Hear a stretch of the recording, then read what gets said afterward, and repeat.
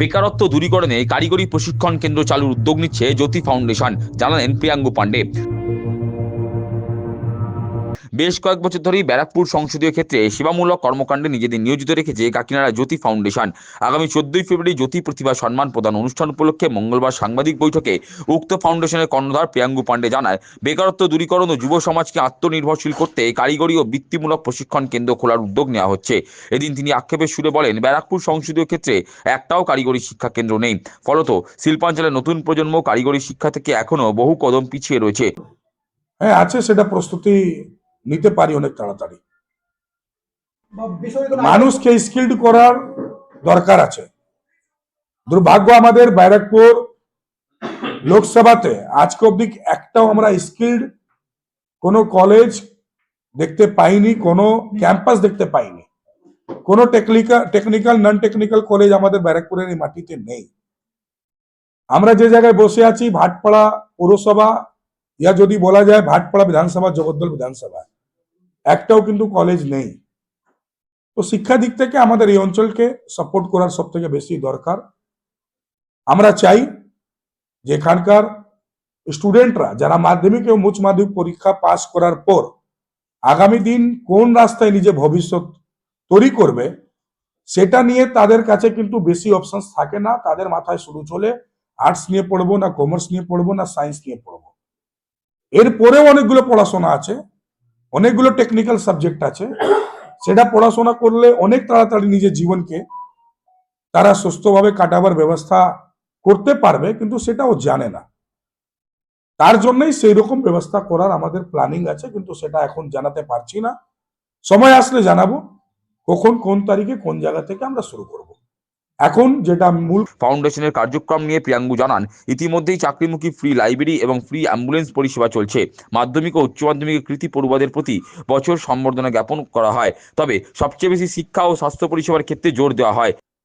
Pre competitive library চলছে, সেটা আমাদের রাজেন্দ্র দা নেতৃত্বে চলছে। তার পাশাপাশি ফ্রি অ্যাম্বুলেন্স চলছে। সারা বছর নানা রকমের প্রোগ্রাম সমাজের সঙ্গে যুক্ত হয়ে আমরা করি। কিছুদিন আগে মাধ্যমিক উচ্চ মাধ্যমিক পরীক্ষা যারা দেওয়ার জন্য 26 সালে প্রস্তুতি যারা এগিয়েছিল, তাদের সবাইকে বাড়ি বাড়ি গিয়ে আমরা শুভেচ্ছা জানিয়েছি যে তারা ভালো করে পরীক্ষা দিক, এবং তাদেরকে বলেছি 60% থেকে বেশি নম্বর নিয়ে পাস করলে আমরা সম্বর্ধনাও দেব। এখন শুভেচ্ছা জানাচ্ছি, পরে সম্বর্ধনা দেব। এইরকম কার্যক্রম আমাদের চলতে থাকে। আমরা এরকম কার্যক্রম আরো দ্রুত গতিতে চালিয়ে যাব।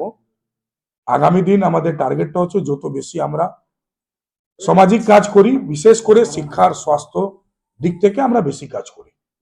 এদিন জ্যোতি ফাউন্ডেশনের কর্ণধার জানান, 2026 সালে যারা এসএসসি জিডি পরীক্ষায় উত্তীর্ণ হয়েছেন, যারা দেশ সেবার জন্য সেনাবাহিনীতে যোগ দেবেন, তাদেরকে আগামী 14ই ফেব্রুয়ারি জমকালো অনুষ্ঠানের মধ্যে দিয়ে জ্যোতি প্রতিভা সম্মানে সম্মানিত করা হবে। তাছাড়া 2025 সালে কেন্দ্র কিংবা রাজ্য সরকারের অধীনস্থ বিভিন্ন ক্ষেত্রে চাকরি পেয়েছেন, ওই দিন তাদেরকেও সম্বর্ধনা দেওয়া হবে। জ্যোতি ফাউন্ডেশন পক্ষ থেকে আমরা প্রত্যেক বছর দেশের সেবা করার জন্য এসএসসি জিডি পরীক্ষা পাস করে যারা সেনাতে যায় তাদেরকে আমরা সম্বর্ধনা দিই, শুভেচ্ছা জানাই। এই বছরেও আমরা সেই কার্যক্রম করার প্রস্তুতি নিয়েছি।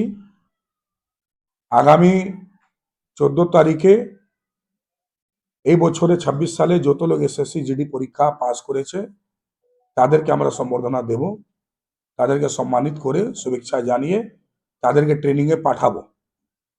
তার জন্য আজকে এই শুভ সূচনাটা দিলাম যে যারা যারা এসএসসি জিডি পরীক্ষা পাস করেছে তারা সবাই আমাদের গুগল ফর্মে এসে আমাদের ফর্মটা ফিল আপ করুক।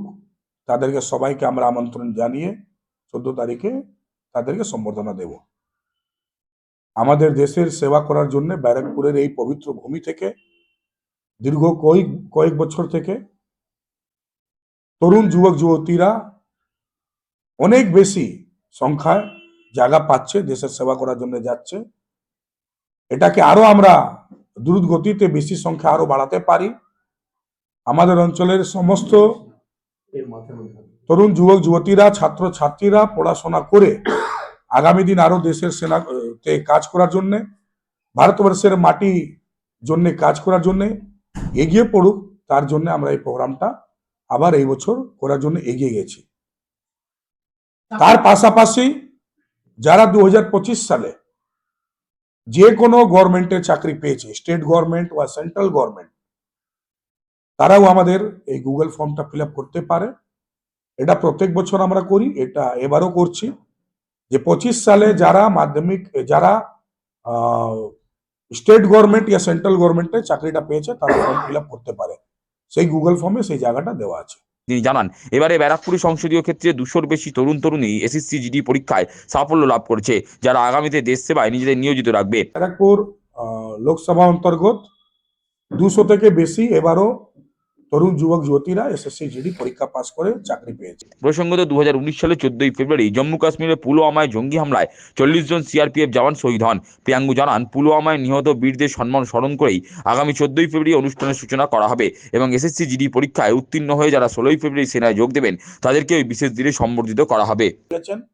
তাদেরকে 16 তারিখে জয়েন করতে হবে, তার জন্যই তার আগে 14 তারিখে আমরা করব। পুলওয়ামার ঘটনাটাও সেই 14 তারিখে হয়েছিল।